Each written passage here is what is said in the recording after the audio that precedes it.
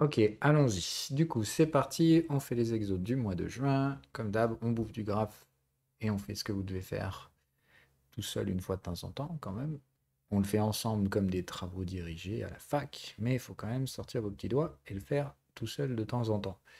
Du coup, est-ce que vous avez des trucs à revoir? Alors voilà, du coup, on avait ça, on avait cette tendance, j'avais ATMU. ATMU. Alors, hop. Ok, ça m'a l'air pas mal. Après, on va être sur du daily, super, range, breakout, validé, confirmé, suivi de tendance ou séquence alternative en retour à 24. Vous savez qu'en ce moment, la bourse, elle fait chier, donc elle a plutôt envie de faire des séquences alternatives plus qu'autre chose, étant donné l'environnement pas très sexy. Alors je reste à l'écart toujours des grosses bulles spéculatives du moment, que vous connaissez évidemment. Ah merde, pardon, c'est vrai. Autant pour moi, je vous mets l'écran. Tac.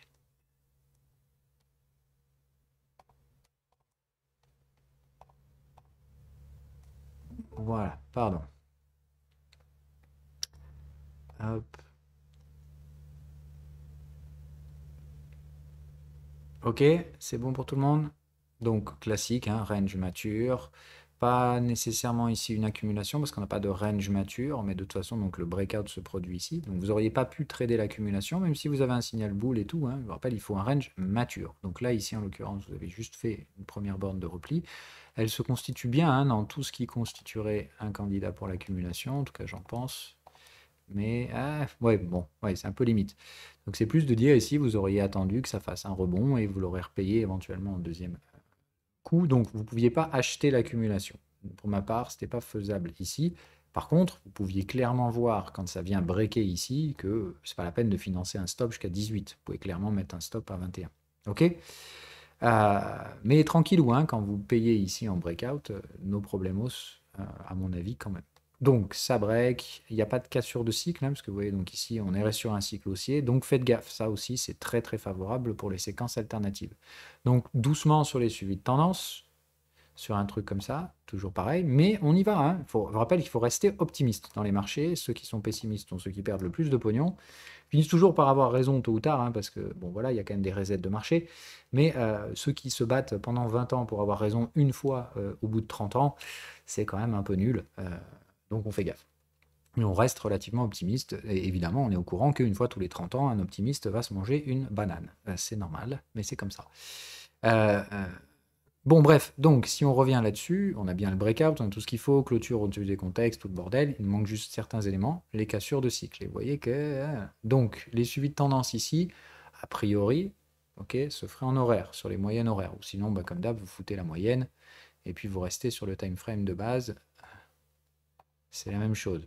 Donc ici, si ça c'est la moyenne 20, ouais, voilà. Vous voyez, donc on l'a déjà touché, a priori par là, mais il y avait déjà une troisième borne. On va aller vérifier tout ça.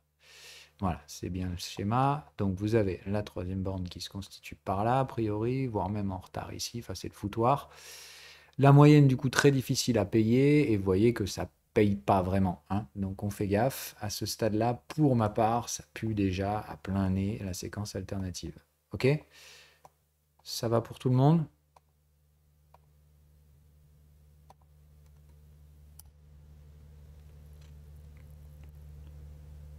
Voilà. Déjà visuellement, graphiquement parlant, vous voyez qu'il y a beaucoup d'éléments dans cette tendance qui, voilà. Maintenant, moi, pour ma part, je jouerai quand même ces suivis de tendance parce que vous savez que normalement, les séquences alternatives, elles font pas trop d'accumulation. Donc, moi, je resterai quand même favorable à dire ça, par contre, si jamais c'est proposé à 25 balles, mais les yeux fermés que j'y vais, hein. Non, non, ça veut dire, moi, pour ma part, je suis largement prêt à payer ce truc-là 28, 29 balles, mais par contre, je garde des sous si ça tombe à 25. Voilà ce que ça veut dire. Mais il faut pas avoir peur de s'exposer à l'achat sur un truc comme ça. Pour aller plus efficace, d'accord, si je devais vous donner une réponse complète, ce qui va me permettre de faire la différence entre vaccin étendu, enfin entre séquence alternative ou primaire, ça va être de regarder la structure financière de la boîte. Ça rachète des titres, les assets sont clairement pas ouf. Donc je ne sais pas ce que fait cette boîte, mais il faut faire attention. Voilà. Pour ma part, clairement, je resterai sur de la séquence alternative là-dessus au mieux, hein. D'accord? On n'est pas sur une boîte en croissance du bénéfice, tutti quanti là. OK? Donc, faut rester tranquille. Je ne sais pas ce que ça fait, mais pour ma part, donc vraiment faire gaffe. Ça vaut déjà 2 fucking milliards ce truc et... ok. Ça fait quoi? Ah oui, des parties automobiles. Ok. Filtration technology. Bon, why not, hein? Why not, why not? Voilà. En tout cas, donc il n'y a pas de souci, c'est une boîte qui fait des profits. Maintenant, attention, les assets sont négatifs. Donc, ça veut dire qu'il y a plus de liabilities qu'autre chose. Donc, il y a beaucoup de dettes. Enfin, probablement, il y a beaucoup de dettes. À voir ce qu'il en est. Ça paye pas de dividendes. Donc, ouais, non, franchement, un suivi de tendance, ça peut se faire là-dessus. OK? Pour ma part, je vous aurais dit, s'il y a un dividende qui est versé, c'est clair que ça fera une structure alternative. C'est le grand classique, hein. Vu que le dividende extrait une partie de la valeur produite du prix de l'action, c'est clairement en général quelque chose qui va faire des séquences alternatives. Donc là, c'est pas le cas, il n'y a pas de dividende. Euh, Moi, je dirais, ça peut faire une tendance classique. Dans ce cas-là, bah, comme d'hab, qu'est-ce qui se passe ici? Vous attendez qu'on vienne rompre la troisième borne. Mais vous faites très attention quand même. Voilà. OK? Donc, on serait sur une unité daily. Voilà. Moi, je dirais que ça, après une conso à 25 balles, je suis carrément prêt à payer ça sans aucun problème.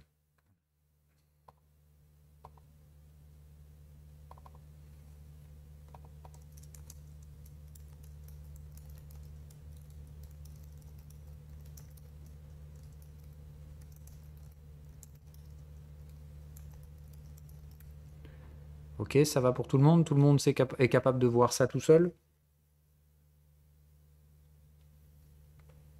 Voilà. Donc, probabilité de séquence alternative. Sinon, on est en suivi de tendance et pour ça, on attend que ça sorte de ce range.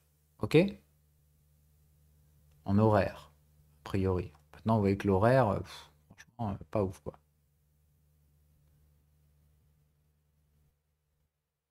La troisième borne est relativement difficile à placer. Moi, je dirais qu'elle est là. Donc, je dirais que ça se paye en cassure haussière des 32 dollars. C'est-à-dire, si ça remonte là, boum, on paye à 32 pour jouer pour jouer le suivi de tendance. Pour jouer l'achat du suivi de tendance, ça me paraît pas sexy. Voilà, pour l'instant. Pourquoi sur le H4? Ah non, non, non, les règles, elles sont ce qu'elles sont. Hein. C'est pas je choisis le time frame où je fais mon suivi de tendance. Pour pouvoir faire votre suivi de tendance sur le 4 heures, il faut que vous ayez une tendance hebdomadaire. Or là, c'est pas le cas. Vous avez à peine vos contextes hebdomadaires et c'est pas bon. Voilà.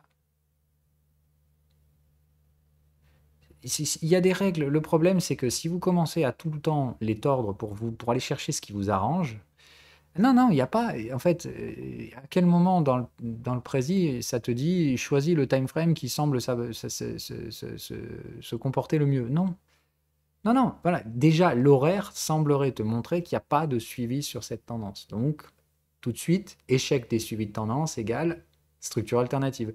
Moi, je te dirais que ça, je n'hésite pas à payer à 24 balles et je ne paye pas tant que ça ne vient pas péter 32. Et je m'en fiche de savoir ce qui se passe au milieu. Le problème, c'est que vous voulez systématiquement, entre guillemets, trouver une réponse favorable à ce que vous voulez faire à la base. Autrement dit, vous voulez acheter ce truc et vous trouvez toutes les bonnes raisons de vous convaincre que c'est OK d'y aller. Nope, c'est pas comme ça que ça fonctionne. Vous avez des règles et elles vous restreignent, elles vous contraignent. C'est chiant, mais il faut accepter en fait ça. Là, bah, vous pouvez rien faire. Vous voulez acheter, bah, c'est en cassure des 32, ouvert 25. Et en attendant, bah, laissez du temps au temps. Si vous essayez d'interpréter tout ce qui se passe au milieu en mode ouais, mais là il y a une target ou je sais pas quoi, c'est écrit où? Il y a une target dans le précis? Nulle part. C'est ça le problème, c'est qu'après, si vous commencez à prendre des petits bouts de la stratégie et les réassembler à votre sauce pour trouver une justification plausible d'y aller, pour moi, vous faites le wishful thinking, c'est-à-dire vous prenez les éléments qui confortent votre vision et vous tradez ce que vous voulez voir. Et ça me gêne beaucoup, parce que je vous invite à faire l'inverse. Arrêtez de chercher des réponses à des questions dont voilà, mais de dire apprenez à juste utiliser la boîte à outils qui vous est fournie telle qu'elle est, avec les règles qu'elle a, qui sont imparfaites, certes, mais qui sont mieux que de changer constamment le cadre de lecture. Donc là, le cadre de lecture, il dit, je ne sais pas ce que va faire cet actif, mais vous, d'un point de vue gestion du risque, en tant que gestionnaire de risque, vous devez attendre à 25 ou à 32, et tant pis, le temps que ça prend entre les deux, c'est le cadet de vos soucis. OK? Et si c'est une séquence alternative, ça va mettre du temps, hein. Ça peut très bien venir frapper les 25 que vers la fin d'année, et c'est là que vous vous positionnerez. Là encore, on est en daily, donc déjà, vous voyez que ça ne va pas mettre 100 ans non plus. OK pour ça? Non, non, non, non, non. La target bleue, elle doit pas être prise en compte dans la gestion du risque. À quel moment c'est marqué target, je sais pas quoi? Non. Tu es dans une structure de tendance, tu as deux choix, tendance primaire ou séquence alternative. La tendance primaire sous-entend des suivis de tendance. Ici, tu n'as pas de suivi de tendance ou il ne semble pas fonctionner pour l'instant. Donc, tu es dans l'attente de la cassure de la troisième borne qui se situe vers les 32 balles. Et là, tu auras un suivi de tendance. C'est tout. Et sinon, si tu reviens visiter le niveau de breakout, et la moyenne, c'est une séquence alternative. Dans ce cas-là, tous ceux qui auront tenté le suivi de tendance en forçant la mécanique vont se retrouver baisés en mangeant un stop loss. Et c'est le classique, hein. Et ça repartira après, de façon plus lente, etc. Et tutti quanti. Et tu l'as déjà vu des dizaines et des dizaines de fois, la séquence alternative. Que les vendeurs risquent de pousser les prix. Non, non, non, non. Alors, arrête de sombrer dans la subjectivité. Les règles, elles sont nettes, claires, précises. Tu ne peux pas arriver à une autre conclusion que celle qu'on vient de faire. Ça pue la séquence alternative. Si tu veux trader le suivi de tendance, c'est en cassure des 32 $, point barre. Il n'y a pas d'autre réponse possible. Tout le reste, c'est commencer à aller chercher des tordages de règles dans tous les deux sens.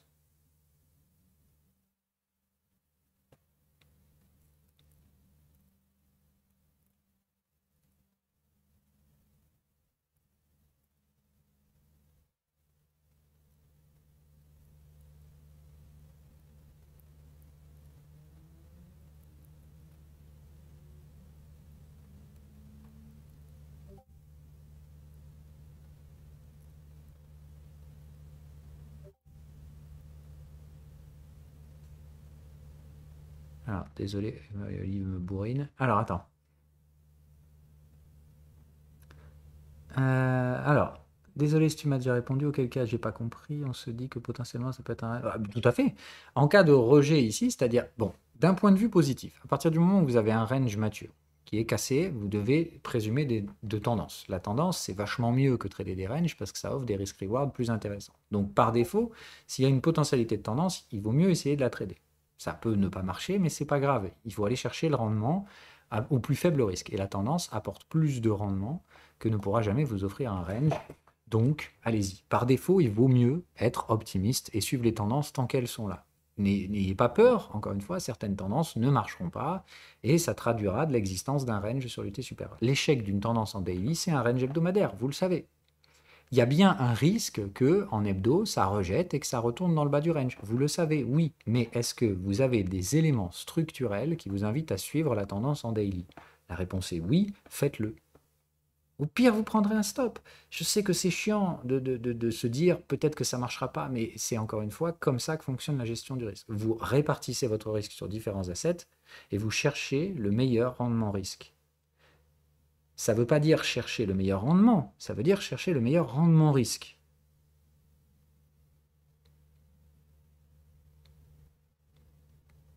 Ok? Donc, hyper important pour ma part ici, vous avez une très belle structure potentielle de tendance en daily, mais vous voyez bien que ça chie sur les suivis de tendance, ça sent bien la séquence alternative. Donc, si vous avez déjà tradé un suivi de tendance, pour ma part, vous avez tordu des règles, puisqu'on l'a vu, c'est pas possible. Pour ma part, vous auriez dû voir ici, hop, la troisième borne. Donc, vous deviez être, et vous devez toujours être en attente de la cassure des 32,71 qui n'ont toujours pas été testés depuis.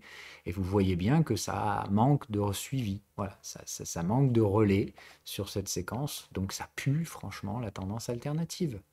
Et vous attendez à 32,71 ou vous foutez un achat sur le support à 25 et vous êtes patient. Et vous comprenez que dans la temporalité à peu près de ce truc, puisque, je me rappelle, les séquences alternatives, ça ressemble à des ranges haussiers au début. Donc en général, ça revient chercher les contextes haussiers, les moyennes, etc. Et ça revient chercher ces overlaps. Vous savez que c'est vers la zone des 25-26 balles ça va être intéressant de prendre le risque d'acheter cette séquence alternative. Ok? C'est tout. Et puis si ça glisse sous les moyennes durablement, etc., eh ben c'est que ça passe pas. Et puis tant pis. Tant pis, tant pis. Mais vous devez prendre ces risques. Dès que vous voyez des séquences alternatives, c'est mieux que de trader des ranges, parce que vous avez une potentialité de tendance. Ça veut dire que vous pourrez récupérer des risques-reward plus intéressants que de trader un vieux range complètement boring. Voilà. OK? Donc, celui-là, c'est clair, net, précis, simple, séquence alternative fort probable, parce que pour l'instant, les suivis de tendance ont du mal à trouver les replis. Si vous lisez les signaux de gestion du risque, vous voyez bien que ça pue le range à tout va, quoi. OK?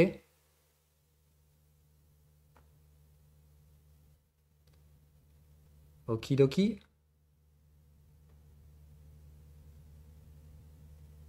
Ok. Alors, qu'est-ce qu'on avait d'autre à avoir? Je remonte les questions. On avait FG et après je ferai le 600 machin. FG. Oula, alors attends, l'exchange est listé partout. Bon, j'imagine que ça doit être ça. Ok. Bon, même chose. Ok, sauf que là, on a quelque chose de bien plus stable. On voit bien le breakout est propre, donc le range, pas de souci, pas d'accumulation, breakout suivi de tendance du coup. Et voilà. Je dirais premier suivi de tendance, deuxième, divergence, pullback, tout ce qu'il y a de plus classique. Donc là, bah, allez-y, payez le pullback de ce truc-là. On met ses on met ses fibos. Pardon, j'y arrive pas, c'est le truc derrière. Hop. Là, on met ses fibos, on se met en mode pullback. Merde. Bon, c'est pas grave. Donc vous avez votre Fibo 38, d'accord? Donc là, pas de souci. Fibo 38, signal de tendance au niveau du canal de tendance. Bref, si là, vous ne payez pas ça, je ne comprends pas. Ok? Ça, c'est tous les éléments typiques d'un pullback. Donc ça, on paye. Point. Voilà, c'est achat 35, ça vend vers 53. Et après, terminé. Ok? Classique, net, simple, précis. Très bel exemple de tendance. On ne peut pas faire mieux. D'accord? Contrairement à celui qu'on vient de voir avant, vous voyez qu'il n'y a pas le suivi de tendance qui se met en place. D'accord? Là, vous voyez bien que le suivi de tendance, il se met en place. Ça fait une petite troisième borne ici. Enfin, on peut aller le vérifier si vous voulez, mais faisons-le d'ailleurs, soyons précis. Donc pareil, c'est le même time frame, mais on va en daily. Qu'est-ce qu'on a ici? Voilà, donc vous avez le cas, boum, vous aurez payé le repli sur la moyenne ici, puisque pas de troisième borne préliminaire. Vous vous serez fait un petit peu balayer dans le range, avec des petites alertes de volatilité, mais rien de grave. Vous avez payé là à 27 et vous êtes patient. Voilà. Vous attendez, vous voyez, c'est relou, hein? Ah, c'est relou, une fois qu'on a pris son suivi de tendance, on a payé 27, on aimerait bien que ça rebondisse tout de suite, on aimerait bien tout de suite qu'il y ait l'effervescence et tout, et puis bah non, c'est long, putain, ça passe pas, et puis au final, hop, bah ça y est, ça passe. Ah, voilà. Ok? Donc moi j'y peux rien, je sais que vous voulez contrôler le temps et que vous finirez par apprendre de toute façon que dans le marché, il n'y a pas d'autre choix que d'accepter que vous ne pourrez pas contrôler le temps. Donc moi vous faites comme vous voulez, je vous apporte les choses telles qu'elles sont, vous pouvez lutter indéfiniment pour essayer de chercher d'autres choses plus efficaces, moi je l'ai fait aussi, et j'en suis toujours revenu sur ces bases. Donc, je t'ai dit, après, vous pouvez choisir de faire l'expérimentation vous-même ou accepter de faire confiance temporairement tout en vérifiant tout, évidemment, tout seul. Hein, les règles, elles sont publiques. Vous n'avez pas besoin de moi pour les appliquer. Elles sont écrites. Et si vous savez lire, normalement, on arrive aux mêmes conclusions. Ça marche? Moi, je suis là que pour vous faire gagner du temps, vous faire avancer un peu plus vite, tout en vous laissant la liberté de vérifier tout de A à Z et en vous laissant en toute autonomie. Vous n'avez pas besoin de moi pour appliquer ce truc.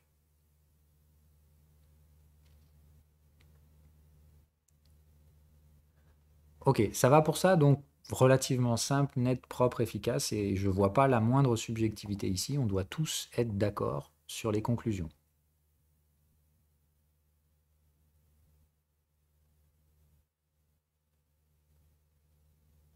Ça marche pour tout le monde. Eh bien, les cassures de cycle, là-haut, les divergences, c'est propre, net, ouais, voilà, pour moi, il n'y a pas trop de doute là-dessus.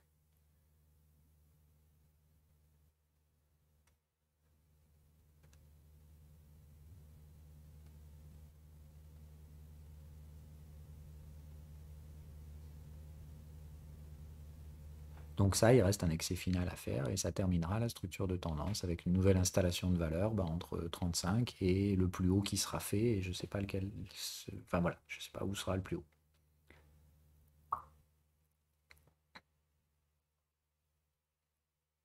Oui, oui, oui, oui. Mais bon, a priori, ça me semble quand même assez peu probable, hein. Enfin, tu as le Fibo 38, tu as déjà eu les signaux, tu as la fin de cycle. Pour ma part, il faut être à l'achat là-dessus, quoi.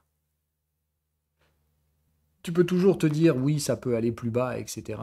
Oui, mais enfin, tu as clôturé sous les 50% de contexte.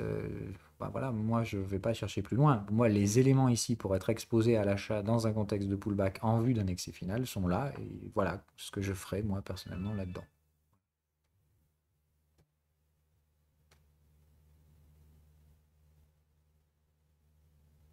Ok, allez, on passe 600, 519. Ça marche pas. Ah oui, ben, ils s'emmerdent avec ça. Donc, 500, 619. Pourquoi j'ai rien? Ah mince, 600. Shanghai Highly Group. Ok, alors clairement le daily c'est pas bon, l'hebdo, le mensuel, on est bon. Ok, donc attention aux dilutions là, ça veut dire que ça réémet des titres. Donc dilution, hein, c'est un peu comme quand vos cryptos favorites, elles remettent des jetons en circulation. Hein. Pas celui-ci. Ah, 600. Bah on va faire celui-là quand même, d'accord? Parce qu'il est très... Bon, ça c'est du range, hein, on va pas compliquer la musique quand même. Ok, donc 600, 519. Ah oui, c'est mieux, effectivement. On est plus sur de la tendance. Donc là, on est d'accord, tu as un truc qui traite depuis les années 2000. Donc attention, on commence à entrer sur les durées séculaires. C'est excessif au possible. Ça marche. Donc ça, pas touche, les amis. Hein, j'espère que c'est clair. Surtout pas en blanc en plus. Euh, En blanc, c'est comme ça pour toi, c'est du bruit spéculatif, c'est du bruit le plus total, quoi. Il n'y a aucune structure, quelle qu'elle soit. Tout se fait défoncer.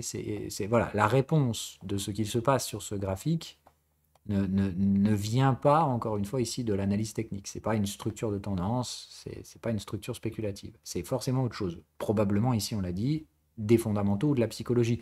Parce que la psychologie ne tient pas sur des durées de 10 ans. D'accord. Donc là, c'est probablement des fondamentaux. La psychologie, rappelle-toi, au maximum, elle peut durer 2 à 3 ans. Oh là là. Oh, le truc. Ouais, ben voilà, enfin, t'as la réponse, hein. Donc, on va pas faire... Enfin, il n'y a pas besoin de compliquer l'équation ici. Hein. Ça, c'est pas une séquence multitime. Non, non, non, non. Multitime frame, elle n'y est pas, la séquence. Là, c'est pas la peine d'aller la créer là où elle n'existe pas. Donc là, elle n'y est pas. Voilà, il n'y a pas de. Voilà. Une multi-time frame, vous avez une grosse période de range qui précède la hausse. Là, c'est juste que, bah, désolé, les fondamentaux de la boîte sont criants. Regarde le dividende que ça verse, ce truc, c'est juste abused. Ça vaut 2 trillions de dollars, sans déconner. Qu'est-ce que c'est que ce truc?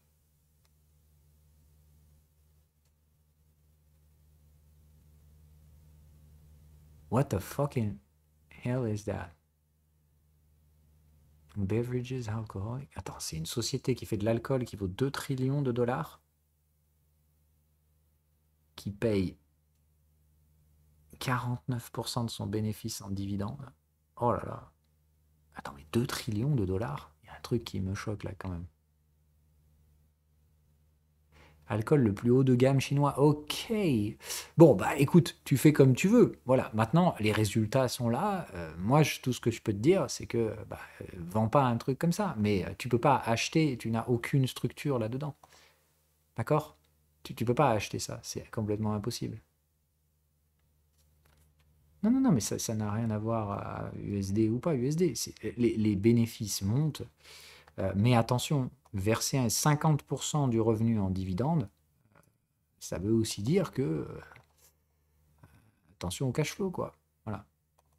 Donc, juste pour dire, moi, à mon avis, des trucs comme ça, surtout quand bah, tu vois que ça s'envole les dernières années, je pense que là, on est un peu plutôt sur une phase psychologique. Les bénéfices sont toujours là, mais encore une fois, les gens traitent le rythme de croissance à court terme. C'est à 2 trillions de dollars de valorisation. Je ne sais pas quel est le ratio profit earnings, mais à mon avis, c'est quand même du costaud, hein. Non, même pas, voilà, c'est à 26. Mais je sais, mais ça fait combien de bénéfices ce truc? C'est un truc de malade.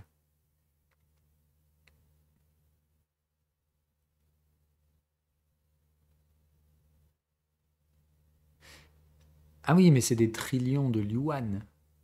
Ok, oui, I get it. Ils reportent pas la valeur en dollars, là. Je pense pas. Voilà, ok, d'accord. We get it. C'est plus rationnel. D'accord.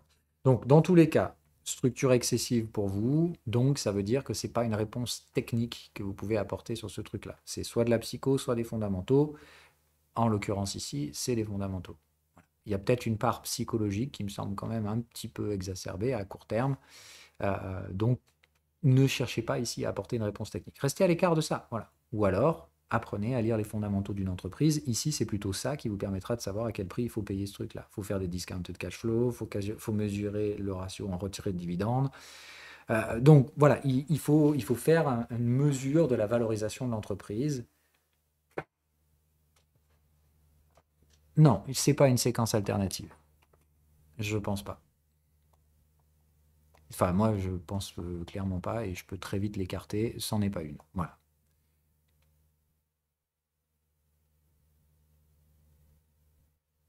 Non, non, ça respecte pas la séquence alternative. C'est pas possible.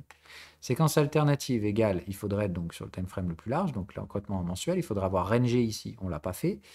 Ça break d'un coup. OK. Il faut retracer sur un niveau de breakout. Il n'y a rien de tout ça.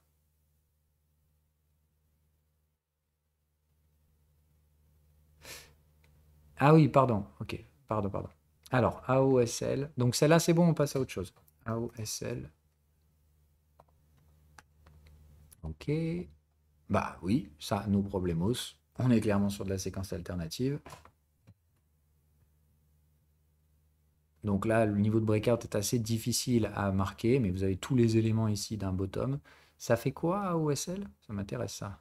Moi, j'aime bien là, les séquences alternatives pour passer les prochaines années, là. C'est très bien. Ouais, pourquoi pas.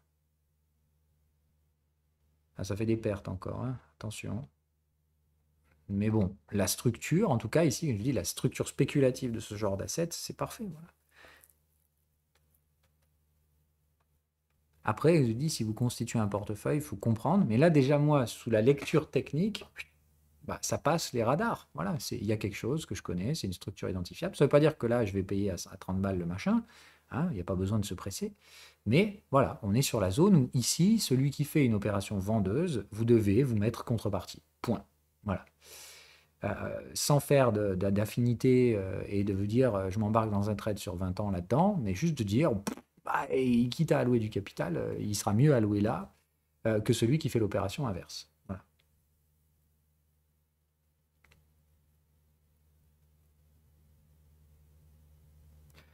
Sur celui-là,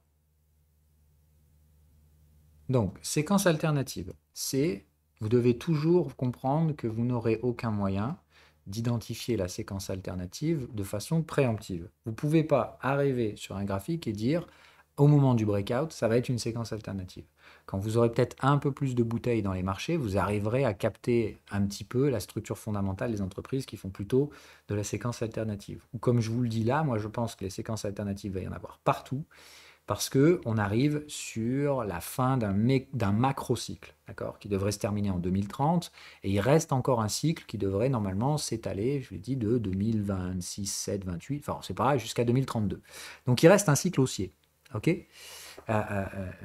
Mais on est plutôt sur la fin des tendances séculaires. Donc c'est là où on voit les grosses bulles spéculatives, les GAFA, machin, etc., qui elles vont probablement faire leur sommet de ce cycle maintenant, là, enfin sur ce cycle-là, elles vont faire leur ATH, à mon avis, et ensuite, elles feront un dead cat bounce en 2030, et puis après, terminé, elles crachent dans les prochaines années. Enfin, elles crachent, elles dégorgent dans les prochaines années. Bon, c'est mon avis. Maintenant, comme je vous l'ai dit, ça me dit aussi que on est plutôt dans un environnement stagflationniste. Donc, pour tout ce qui est croissance des entreprises, c'est compliqué.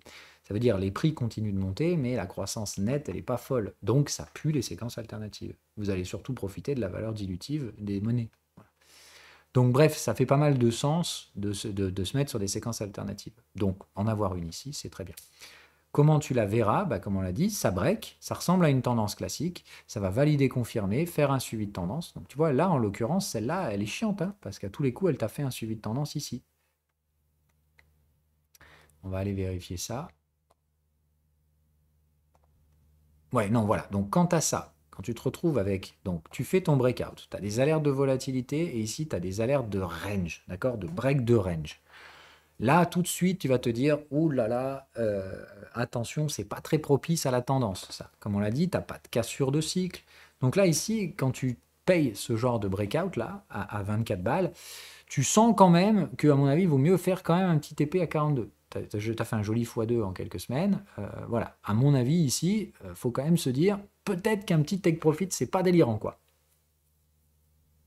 Il y a plein d'anomalies, clairement. En tout cas, pas d'anomalies, mais ça veut dire, dès que tu peux trader un breakout, une sortie d'un état stable, fais-le. Par contre, l'important, c'est de savoir placer le curseur du risque.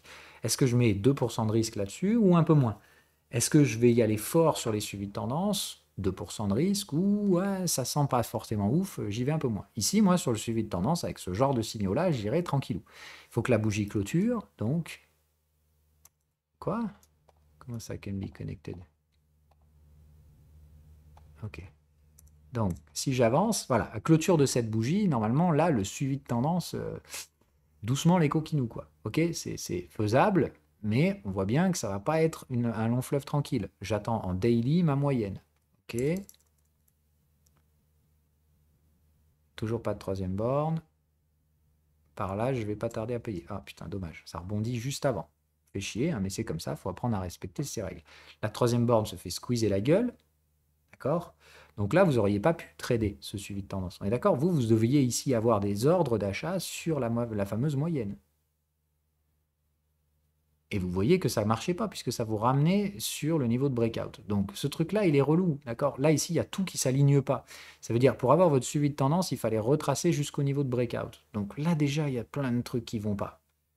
Donc, vous ne pouvez pas payer le suivi de tendance, ça bourre, superbe, tu as quand même ton trade en breakout ici, hein, donc tu te laisses porter, mais franchement, attention, tu vois bien qu'il y a des trucs qui vont pas. Mais c'est pas grave.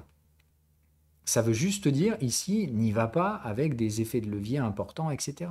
Tu vois bien qu'il y a des trucs qui divergent de ta séquence de tendance primaire. Tu n'arrives pas à trader les suivis de tendance, ça repart quand même, tant mieux, mais tranquillou.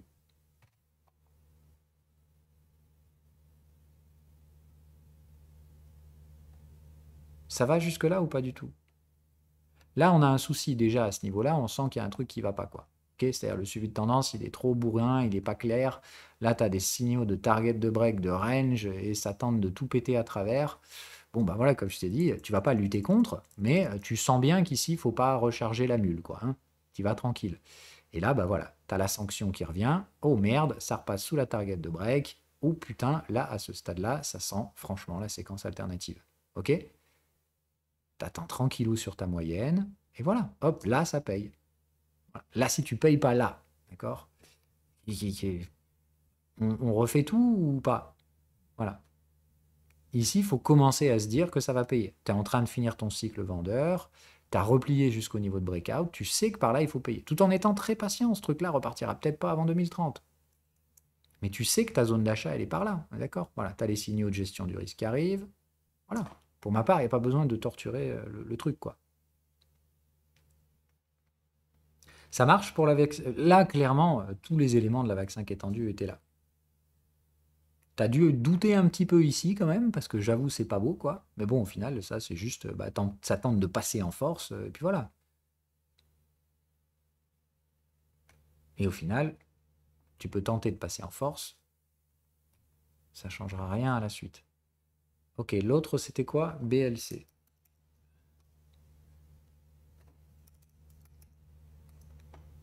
Alors, Bangkok Lab Cosmétique.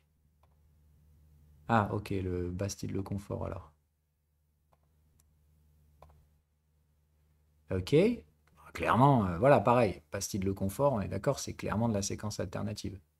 Le plus classique que tu puisses faire. Hein. Donc, état stable, let's go, ça retrace. Et voilà, tu vois que ça paye. De toute façon, moi, voilà, tu les as là, hein, les achats. J'ai payé là parce que j'ai pensé qu'ici j'avais raté le truc, donc j'ai repayé derrière alors en retard, hein, d'accord? Ça vient chercher l'achat quand même. Ça me propose même un prix un peu plus intéressant. Let's go, hein, voilà. Et Bastide Le Confort, bah, comme tu vois, voilà, pas de secret. Pour moi, je target un 120 balles. Et puis voilà, et je lâche rien avant. Et c'est tout. Voilà, et ça mettra peut-être 4-5 ans et je m'en branle.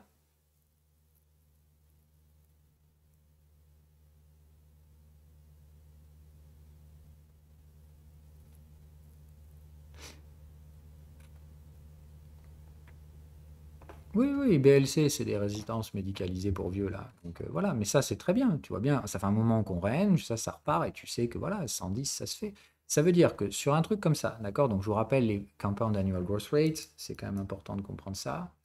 D'accord, c'est de dire sur cet asset-là, en l'occurrence, d'accord, tu peux targeter 1 x 4, d'accord, oublie pas que tu vas payer des taxes sur tes plus-values. Mais voilà, admettons donc tu pars de 1000, tu finis à 5000 sur ce truc-là, sur ce trade-là, mais sur une période de 5 ans. Ok, ça fait concrètement, d'accord, tu as gagné 37% par an. D'accord, donc tu n'es pas encore une fois sur un rendement machin. D'accord, moi c'est ça que j'aimerais que vous captiez. D'accord, la réalité physique du monde dans lequel on est, d'accord, le monde qui est régi par les lois de la physique, pas le monde de la crypto, c'est possible de faire des 4 à 500%, mais pas en 3 mois. Ok, faire 4 à 500% sur un asset, ça se fait sans problème, mais ça se fait sur des durées beaucoup plus longues. Et là, on est connecté à la réalité physique de la création de la valeur. C'est une boîte qui fait des profits, voilà, point. Mais vous avez d'un autre côté des mecs là qui vous envoient des x8 en 3 mois, et vous êtes là, ah, putain, x20, x ça, la crypto du siècle. Non, c'est bidon, c'est pipeau. Ok, c'est que de la monnaie dette là derrière. Aucune chance qu'il y ait quoi que ce soit de réellement créé en 3 mois pour justifier des shifts de valorisation pareils.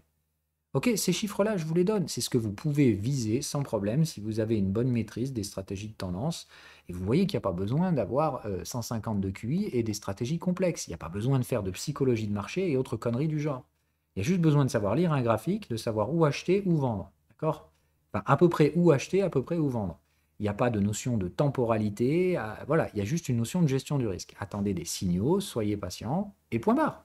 Voilà. Et si vous faites ça, ça peut durer 4-5 ans, oui, mais c'est ça la durée d'un investissement sur un cycle boursier classique, mais ça propose des rendements compoundés d'à peu près 30-40% par an. Et bordel de pute, la plupart des gérants délivrent bien moins que ça.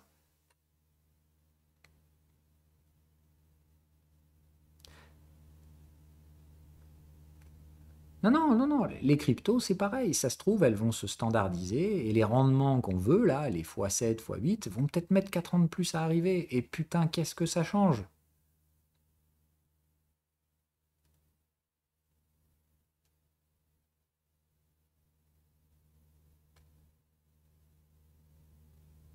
Non, non, non, non, non, non. Et c'est marqué où dans le précis, ça? Accumulation ETH en H4, ça voudrait dire que, d'accord, tu es sur le time frame le plus large où il y a une tendance. Donc on va juste corriger pour aller à l'essentiel, d'accord? Donc de base, tu dois te placer sur le time frame de la gestion du risque, le plus gros time frame. Quand on parle de tendance, on ne fait pas de tendance dans une tendance. Nous, on fait la tendance primaire, si elle existe et s'il y en a une. Donc on va sur le plus gros time frame, on cherche le plus gros range, entre guillemets, qu'il peut y avoir. Qu'est-ce que tu fous en 4 heures déjà? Et tu vois bien que déjà là, je suis en mensuel et j'ai des structures de tendance. Donc ça ne peut pas être en 4 heures. Le simple fait de mettre accumulation Ethereum 4 heures dans la même phrase, c'est déjà un mauvais départ. Ça veut dire que déjà là, ton hypothèse de départ, elle a tordu tellement de règles que j'en ai les yeux qui pleurent. Ah, ok, flux. Ok. Mais alors faites attention à utiliser les terminologies correctes. Mais non, il n'y aura pas d'accumulation daily. Si tu as une tendance mensuelle, ça se pense en mensuel. Et du coup, en mensuel, il n'y a que deux choses. Soit tu vas avoir un range mature mensuel et tu vas éventuellement faire une accumulation avant de tenter une extraction haussière. Et derrière, tu auras une tendance primaire ou une séquence alternative, ou du chaos. Enfin, ou du chaos, ou un marché excessif, c'est tout à fait possible. Mais c'est tout. Donc là, en l'occurrence, sur Ether, bah voilà tout ce que tu as. Tu as effectivement ici une structure qui est bien relou, qui vient retracer le niveau de breakout. Après, des targets de break, etc. Donc tu vois bien qu'Ether, bah, soit il n'y a pas de valeur, c'est un range, on a trouvé le point haut, maintenant on va rechercher le point bas. pourquoi pas, hein, c'est possible. J'ai pas dit que je connaissais le futur d'Ethereum.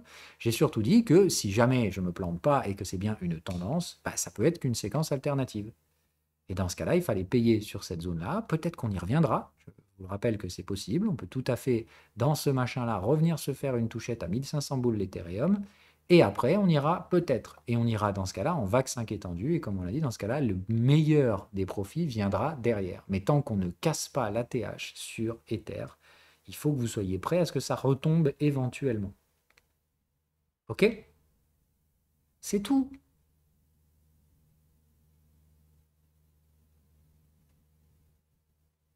AV Atom, ce sont toujours les mêmes lectures.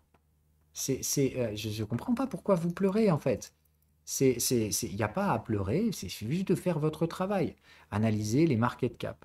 Qu'est-ce qui se passe là-dessus? D'accord? Vous avez un truc qui monte, machin. Ça sent quoi, AV? Ça sent le range. D'accord? Là, il n'y a pas de range préliminaire qui permet de casser quoi que ce soit, etc.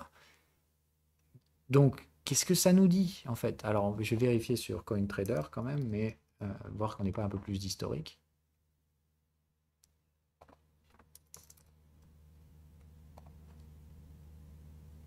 Non, tu vois? Donc il n'y a pas de range, ça monte, ça rebaisse, paf, paf, paf. Ne va pas chercher des tendances là où il n'y en a pas. OK?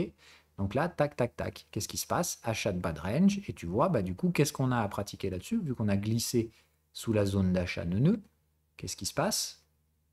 Eh bah, tu fais du repli neuneux. Tu sais que ça va forcément bloquer vers 3,4 milliards et que ça reviendra probablement. En tout cas, il y aura de très beaux achats à faire sur la zone des 1,9.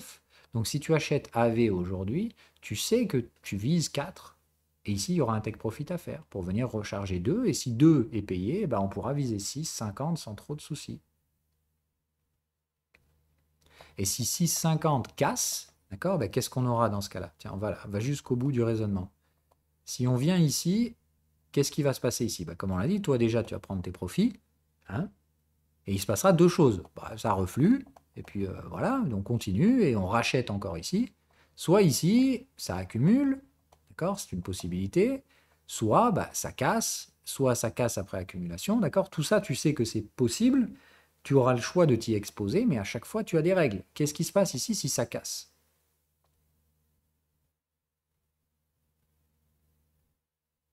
Bah voilà. Si ça casse, tu auras pris tes profits ici, tu rachètes au-dessus en breakout. Point barre. Tu vises a priori 14, ok, pour venir commencer à dire c'est validé, confirmé. Et ici, tu regardes, est-ce que je fais du suivi de tendance? Est-ce que ça passe? Est-ce que mes règles de suivi de tendance sont correctes et respectées? Oui, non. Et si ça passe pas, qu'est-ce qui se passe? Ça va retracer, ça va revenir chercher 7 milliards, tu retrouveras des moyennes ascendantes et tu paieras 7 milliards pour jouer une séquence alternative. Ok? Rien de bien compliqué. En fait, tout ça, tu le sais. Ce sont toujours les mêmes règles qu'on répète ad vitam aeternam. Des contextes que tu peux exploiter, il n'y en a pas 2000. Il y en a peut-être une quinzaine. Il suffit de les apprendre les uns après les autres. Voilà. Range, neuneu, repli neuneu, borne neuneu. Et sinon, bah, quand tu traites des tendances, breakout, arriver à gérer sur la validation, confirmation, chercher le suivi de tendance sans le forcer. Et puis voilà. Et derrière, il y a des tendances qui vont se construire en tendance primaire. Tant mieux, et il faut les suivre. Il y a aujourd'hui, malheureusement, beaucoup de tendances qui se construisent en séquence alternative. Et il faut accepter. Voilà, ça veut dire, si tu as de quoi trader le suivi de tendance, tu le trades. Et si tu prends un stop, c'est pas grave. Tu reviens derrière sur le niveau de breakout. Tu patientes, puisque tu sais que la séquence alternative est lente au début. C'est tout. Et si ça marche pas pour la séquence alternative, eh ben tu fais plus rien. Tu retournes au range sur l'UT supérieur. Ok? Tout simplement. Pour ma part, il ne faut pas aller plus loin que ça. D'accord? Donc sur AV, bah, vous attendez. Si après on a des éléments pour trader le breakout, donc des cassures de cycle, etc., tout ça, un momentum supérieur à 80, ça casse les contextes, et ben let's go! Let's go, let's go! Ok? Moi, j'aurais pas peur de dire, je vais clairement take profit AV si ça va taper vers 6, 7 milliards, parce que c'est ce que je dois faire. Mais par contre, si je vois que ça break, eh ben, je remets. Il n'y a pas de souci. Ok? Et Atome, putain, on l'a fait 20 fois celui-là, c'est quand même pas possible. Je sais que vous êtes impatient, mais enfin quand même quoi. On a bien un état de range, ok? On l'a eu, cet état de range, j'espère que vous en êtes quand même conscient. En mensuel, il n'y a encore pas assez d'historique. Donc voilà. Mais soyons rationnels. On est en mensuel au-dessus d'une moyenne ascendante. Et vous, vous êtes tous en... Voilà, bon, si Atom, ça vaut rien, oui, ça vaut 400 millions. On est à 3 milliards, ça va perdre 80% encore. Why not, hein? Faut être conscient que c'est possible. Sinon, bah, vous allez en hebdo et vous voyez bien qu'ici, on a quelque chose. On a un range, on a une sortie haussière de ce truc-là, et ça revient chercher le niveau de breakout sur la moyenne ascendante. Same fucking shit. Si vous arrivez à vous convaincre qu'il faut vendre ici, bah, je ne sais pas ce que vous faites. Voilà. Maintenant, bah, c'est long, c'est lent, et il y a deux choses qui vont se produire. Soit ça va invalider ce truc-là et on va vraiment glisser sous les moyennes, soit ça va partir à un moment donné et c'est tout. Et vous aurez une séquence alternative. Vous savez que dans ce cas-là, on vise à peu près 22 milliards de market cap, et voilà, c'est tout. Et qu'à partir de 22 milliards, ça devient cher, très cher. Ça ne veut pas dire qu'on va s'y arrêter, ça veut juste dire que ça va être très cher. Voilà. Vous êtes d'accord, ce sont toujours les mêmes structures, hein. C'est juste que, rappelez-vous, c'est pas copier-coller en mode le prix refait la même chose. C'est juste, vous avez une tentative d'installation de tendance, ah putain, ça marche pas, ça revient chercher les moyennes et les niveaux de breakout sur des moyennes ascendantes, et vous voyez qu'à chaque fois, normalement, elles repartent, ces actions. Pas toutes. Donc il n'y a rien de garanti, etc.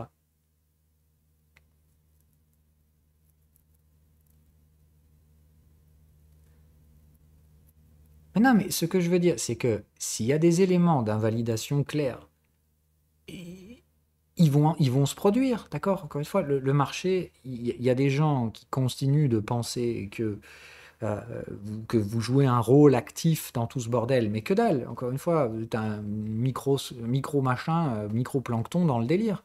Donc laissez tomber, ok?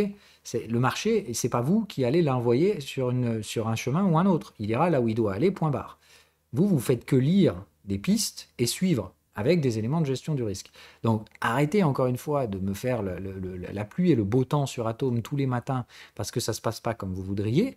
Il y a des éléments factuels qui viendront délivrer une validation ou une invalidation. Point. Et pour l'instant, ni l'un ni l'autre ne sont là. Vous êtes sur une zone où il est impossible de vendre. Si vous arrivez à vendre parce que vous pensez que ça ne rebondit pas assez vite et que ça va casser, eh ben, ça veut dire concrètement vous anticipez la cassure d'un support. Et moi, je vous apprendrai de ne pas faire ça. D'accord? Et encore moins quand vous avez des structures de tendance haussière potentielle. D'accord? Enfin, pour le coup, c'est le plus con à faire, hein, de vendre un support dans une tendance haussière. C'est con. D'accord? Vous le savez, ça, quand même. Il y a une asymétrie du risque. Pour l'instant, vous avez un truc qui s'est extrapolé au-dessus d'une tendance, enfin, au-dessus des moyennes, qui a breaké des ranges. Ben, soit on l'a dit, c'est du pipeau, et dans ce cas-là, ce sont des gros ranges mensuels, c'est possible, mais vous devez toujours chercher à voir le verre à moitié plein. Si vous avez une potentialité de tendance, il faut la traiter. Et au pire, ça passe pas. Mais votre vie, elle ne va pas mourir si Atom ne valide pas une tendance. La mienne non plus. Il faut rester rationnel, ok? Ça peut être chiant parce qu'on aimerait bien gagner de l'argent, on aimerait bien que ça se passe vite et on aimerait bien que le doute se dissipe parce que c'est toujours plus cool quand ça se passe bien, d'accord? L'indécision, c'est chiant. Le fait d'attendre, ça travaille vos biais d'impatience. Mais putain, les graphiques, ils parlent mieux que n'importe quel Google sur YouTube. Et si vous captez, ça fait pratiquement 1 an que je vous répète la même chose. Ça fait 1 an que je vous dis qu'Atom est sur un support à 3 milliards. Voilà, point. Donc, ça fait même plus qu'1 an. Enfin voilà, ça fait maintenant pratiquement 2 ans. Voilà, ça fait 2 ans que je vous bourrine le même truc. Ça fait 2 ans que ça n'a été ni validé ni invalidé. Et ça fait 2 ans que vous me cassez les bonbons à me redemander à chaque fois la même chose. Moi, ça fait 2 ans que je ne peux pas apporter une réponse différente de celle-là. Mais la différence, c'est que moi, je ne viens pas faire la pluie et le beau temps sur YouTube. Moi, je fais mon travail. Mon travail, c'est de vous lire le graphique et de vous dire ce que j'en lis. Et ce que j'en lis, c'est que pour l'instant, c'est pas possible d'être bear sur le support des 3 milliards. Et ça fait 2 ans qu'on le travaille. Et qu'est-ce que j'en ai à foutre s'il faut encore 6 mois? Si le support cède, là, il y aura un problème. Mais tant qu'il ne cède pas, vous êtes en train d'anticiper la cassure d'un support. Et moi, j'aime pas ça. Ça veut dire que de base, vous avez des éléments de tendance haussière qui ne sont pas des tendances primaires, mais ça ressemble à des séquences alternatives, et vous vendez des moyennes. Et ça, c'est pas bon. vous vendez des moyennes de prix qui montent. No way. Sur des niveaux de breakout. Ça veut dire qu'on a déjà traité, en fait, la zone de prix où Atom, ça valait 1 milliard. Et on en est sorti par le haut. Donc, s'il y a bien une raison de cette sortie par le haut, qui a été tenue quand même pratiquement 1 an et demi, 2 ans derrière, on ne retournera pas dans cette zone. Voilà. Si on y retourne, c'est que il n'y avait pas de tendance. Voilà. C'est pas grave, dans ce cas-là, tant pis. Tant pis pour Atom. Ça veut dire qu'il faudra le racheter à 1 milliard et revendre ça derrière à 6 milliards. Dans le haut du range, tout simplement, à faire 7, 6 milliards, et revendre ça vers 7 milliards. Ça veut dire, dans ce cas-là, Atom ne franchira jamais son ATH. Il sera bloqué dans un range, voilà. Ou peut-être qu'il le franchira plus tard sur des UT mensuels. J'en sais rien, moi. Tout ce que je sais, c'est que vous cherchez systématiquement ce qui pourrait mal se passer. Moi, je fais l'inverse. Vous cherchez tout ce qui pourrait invalider votre trade. Moi, je m'en fous. J'ai une règle d'invalidation, ça s'appelle un stop loss, et j'ai des règles de validation, qui s'appellent venir chercher mes niveaux de validation. Ni l'un ni l'autre n'a été touché. Mon stop est à 0, donc comme je t'ai dit, en soi, je suis prêt à perdre ce qu'il y a dedans. Et d'un autre côté, la validation, elle est à 25 balles, le token. Enfin, la validation, elle est plus haut, en tout cas. OK? Donc, voilà, c'est tout. C'est simple. Pour moi, c'est pas très très compliqué. Et encore, on est venu frapper un petit peu la validation ici. Bon, pas vraiment, puisqu'encore une fois, je vous rappelle, normalement, sur les canaux de tendance, hein, d'accord? Donc là, vous voyez bien que votre canal de tendance, il n'est pas encore touché. Hein. Le canal de tendance, il est là. Donc, pour moi, aujourd'hui, il faut monter à 6 milliards. Et après, je mettrai mon stop sous les points bas. Une fois qu'on est à 6 milliards sur Atom, là, je pourrais vous dire, maintenant, la partie est jouée. Soit on avance, soit on recule à nouveau, et cette fois, j'invaliderai en cassure des 3 milliards. C'est-à-dire, si on va faire 6 milliards et qu'on revient à 2-3 milliards, là, j'accepterai de déclencher des stop-loss. C'est tout. Pour l'instant, on est sur un support, je ne vends pas, désolé. Et je m'en fiche que vous regardiez la dominance et que vous me disiez qu'il sous-performe et que le reste du marché pourrait perdre 50% et que du coup Atom il perdra 50%. Et j'en sais rien en fait. Moi, vous faites que mélanger des trucs et il n'y a aucun moment j'ai écrit ça dans ma stratégie, moi.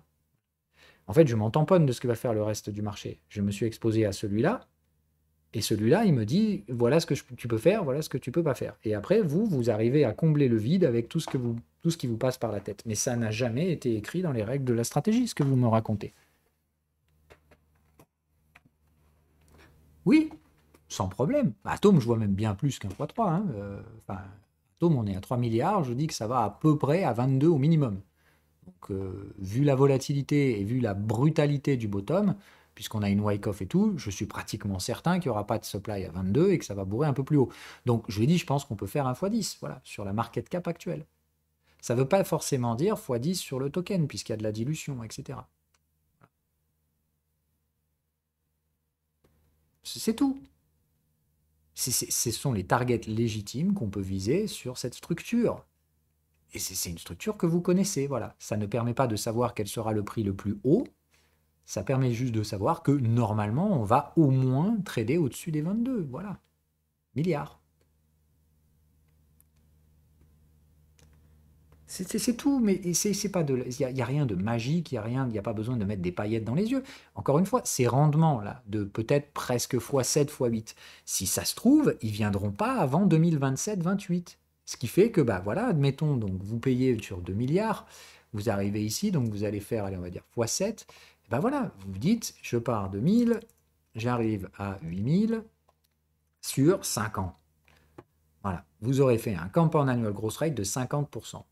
C'est moins bandant que les mecs qui ont tradé un meme coin et qui ont fait x10 en 3 jours. On est d'accord.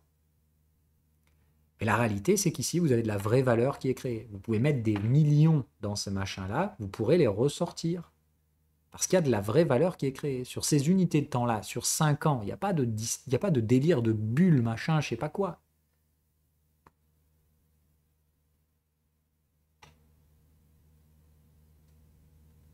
Oui. Non, mais Atom, c'est un asset qui est en tendance. Je suis désolé, les gars. Vous êtes en train de me raconter des trucs qui sont fous quand même. C'est-à-dire, vous arrivez à vous convaincre qu'un truc qui a extrapolé une structure de tendance, certes, c'est pas celle que vous voudriez, c'est une séquence alternative, donc c'est plus long, c'est plus chiant, c'est plus stressant pour la psychologie. Et comme ça se passe pas comme prévu, vous arrivez à vous convaincre que c'est pas une tendance. Mais c'en est une, je suis désolé. On fait vraiment là de l'analyse de tendance, les gars. Tant qu'on reste au-dessus de la moyenne et au niveau de breakout, vous devez rester bullish. Point barre. Si on repasse sous les 2 milliards et qu'on clôture sous les moyennes significativement, là, ça sent la merde. Ça veut dire qu'il n'y a pas de tendance. Dans ce cas-là, on revient au range. Voilà. OK? Mais vous n'avez rien à me devoir, bordel. On fait des analyses et vous devez être capable de le faire tout seul. Les règles sont les mêmes pour tous. C'est pas moi qui vous dis comment gérer vos portefeuilles.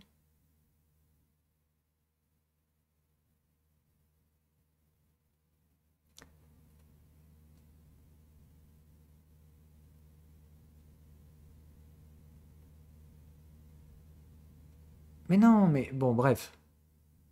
Donc, on va pas refaire la musique 107 ans, d'accord? Allez, bon. Donc ça, pour le coup, c'est un range. C'est pour ça que je suis pas bullish là-dessus. Et que voilà, ça pue le range. Et vous faites ce que vous voulez. Moi, je pense pas que ce truc-là montera. C'est ce que me disent les graphiques, que ça pue le range. Voilà. Et je vois des gens construire des tendances dans un truc qui ressemble à un range. Et ça, je dis non. Voilà. Je dis non. Ou alors, bah, si vous voulez une tendance sur Solana, il faut que ça monte au moins à 200 milliards de market cap pour venir valider le breakout de la zone des 74. Or, comme je vous le dis, si vous regardez sous le radar, il ne se passe rien sur Solana. C'est pipeau, il n'y a que dalle, il n'y a pas de profit, ça fait toujours des pertes. Il y a la blockchain bug, donc désolé, pour moi, est-ce que ce truc, ça peut valoir 200 milliards? Non, peut-être, enfin je m'en fous en fait. Moi je ne traite pas le breakout, c'est tout, c'est ce que je vous dis. Je m'oppose au breakout, je ne le suis pas. Grand bien vous fasse, si vous prenez ce risque et que ça marche, eh ben tant mieux, vous achetez 71, vous visez 200. Voilà, donc comme on l'a dit, il n'y a aucun problème si vous faites ça. Votre stop, il est sur le bas du range, ça veut dire que vous avez un stop à pratiquement zéro, hein, puisque si vous payez 71 milliards de capi, que ça va là, voilà, bon, vous avez compris le deal, quoi, ok? Vous risquez tout, quoi. Donc, bah, comme je vous l'ai dit, ok, pour moi, dans ce cas-là, vous voulez payer Solana ici, bah, c'est 2% de risque maximum dans le portefeuille. Voilà, point, c'est ce que la stratégie vous dit de faire, c'est du range, et vous tradez un breakout de ce range, que vous anticipez, et il a plutôt intérêt à se produire, parce que si ça ne se produit pas, et bah, vous perdez tout ce que vous avez mis, puisqu'on va retourner dans le bas du range, hein. Il n'y a pas de doute là-dessus. Hein. Ok? Ça va pour tout le monde? Moi, je pense qu'on risque surtout l'accumulation sur Solana, au mieux. Voilà. Donc, ça veut dire, bah, comme je vous dis, moi, je suis prêt à payer ce truc-là, mais 50% plus bas. Voilà. Parce que c'est ce que me dit de faire ma strat. Voilà. Moi, je suis désolé, je ne paye pas une tendance machin parce que tout le monde se brutalise à essayer d'y aller vite, plus vite que les autres et tout ça, tout ça. Voilà. Donc moi, quand j'aurai un range mature avec des supports qui se font entre 47 et 33 milliards, je serai prêt pour y aller. Pour l'instant, bah, je vous laisse vous enfiler comme des brutes. Et au pire, ça part sans moi. Pas très grave.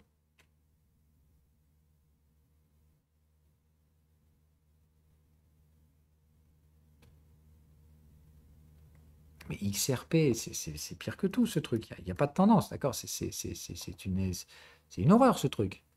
Comment vous pouvez trader un asset pareil, quoi? Donc là, vous avez une troisième borne vendeuse dans le range, hein, d'accord? C'est-à-dire 1, 2, troisième borne dans le range, ça a tenté d'installer des tendances, etc.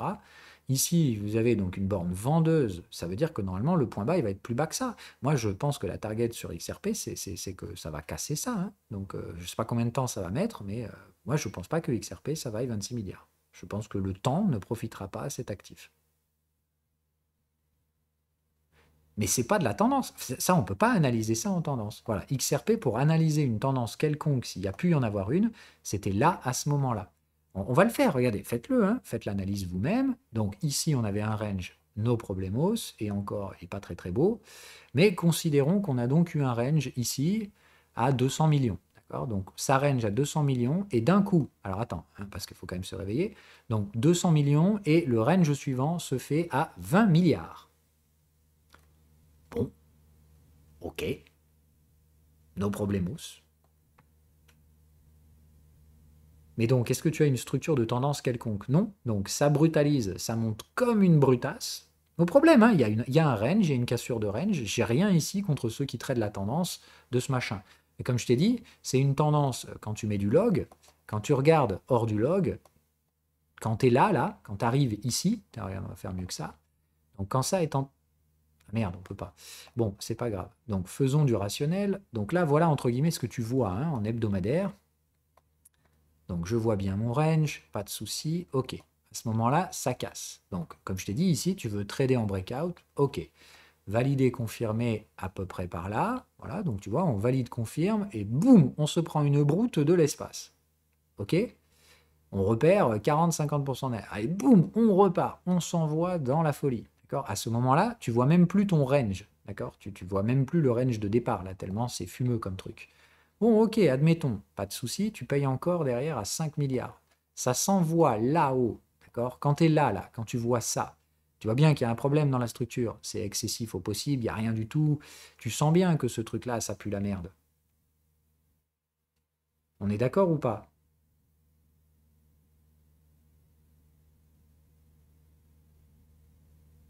Tu vois bien que tu peux pas appliquer une structure de tendance là-dedans quand même, j'espère. C'est la même chose pour Solana, hein, d'accord? C'est les machins qui s'envoient en parabole. Donc, comme je l'ai dit, ce ne sont pas des structures de tendance, elles n'en respectent pas les structures. Ça veut donc dire que ça monte chercher un maximum, et quand ça trouve le maximum, qu'est-ce qui se passe? Eh ben, on revient derrière et on efface tout. Mais absolument tout, c'est-à-dire que là, il n'y a pas de construction de séquence alternative. Tu es monté dans la stratosphère n'importe comment, tu reviens à la valeur. Je dit, ça, ce sont des bulles spéculatives. Ça vaut pour Solana. Solana, c'était une bulle spéculative outrageuse en 2021. Et cette année, je pense qu'on vient retaper le haut de range et que c'est fini. Voilà. Merde. Il faudra que j'aille faire les buybacks du jour.